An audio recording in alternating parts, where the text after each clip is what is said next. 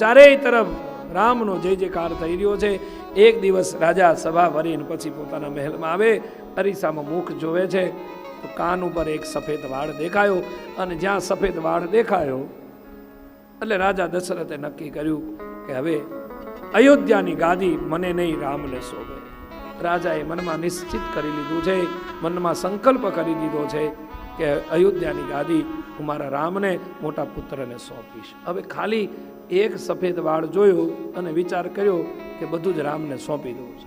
વિચાર કરો, આને કહેવાય ને, અને એટલા માટે જ કહ્યું ને, ધર્મ ધુરંધર ગુણ નિધિ જ્ઞાની હૃદય ભક્તિ મત સારંગ પાણી.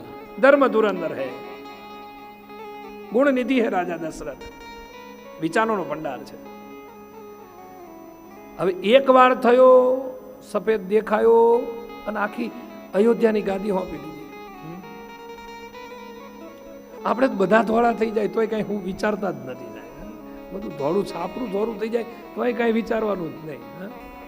છોકરાઓને તમે ક્યાં કરી આમ કરાય, આમ કરાય, ફલા કરાય, ફલા કરાય. જેમ જેમ વાળ ધોળા થાય ને એમ તો આમ હંગરવાની ઈચ્છા થાય, લઈ લો ને પડાવી લો ને હંગરી દો ને પટારામાં મૂકી દો ને ફલાણે મૂકી દો ને, તમે વધારે ઈચ્છાઓ થાય છે. ખબર નથી કેમ આવું થાય છે.